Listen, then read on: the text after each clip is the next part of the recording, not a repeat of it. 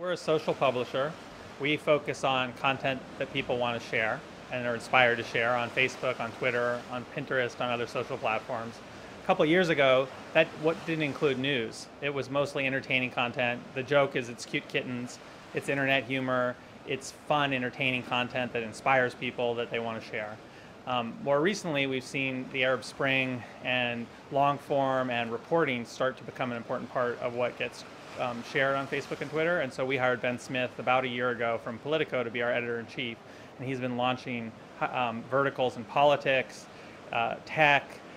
We have a lifestyle section called Shift, and hiring a bunch of really great reporters to fill this hole we had, which was we had lots of great shareable content, not breaking news, not scoops.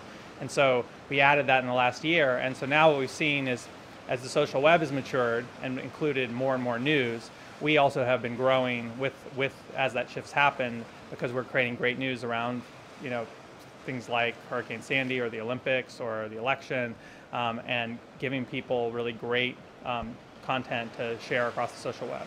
We started 2011 at about 8 million, 9 million unique visitors a month, and we're going to end this year at about 30 million unique visitors a month. So we've been growing really quickly.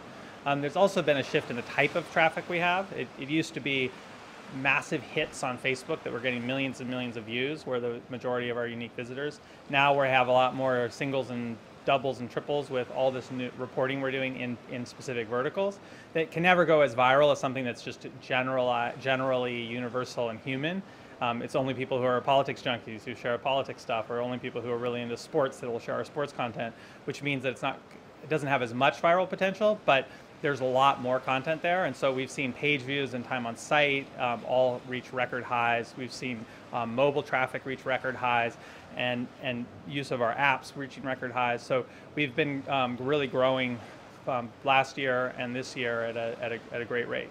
We made the decision 2.5 years ago to not ever run banners on our site. It was a tough decision at the time because everyone wanted to buy banners 3 years ago. They wanted to buy them even though they kind of knew they didn't work, but that's the way it was done. So they were like, let's just do it anyway because that's the only standardized kind of ad format. We resisted, and it was tough initially because we would get an RFP that wanted banners, and we'd have to go back and try to convince them, no, you should do social advertising. You should post great content on the site. Brands should be more like publishers, less like someone who's interrupting you and saying buy this product, and more like someone who's sharing really great stories. And so we help brands figure out how to do social storytelling and to create content that use the same platform that BuzzFeed uses for editorial content, with the same church and state separation you have at any news organization, but the technology and the approach were a lot more akin to creating great content than hawking a product. And that has now become, in hindsight, a great decision, in that now the market wants that.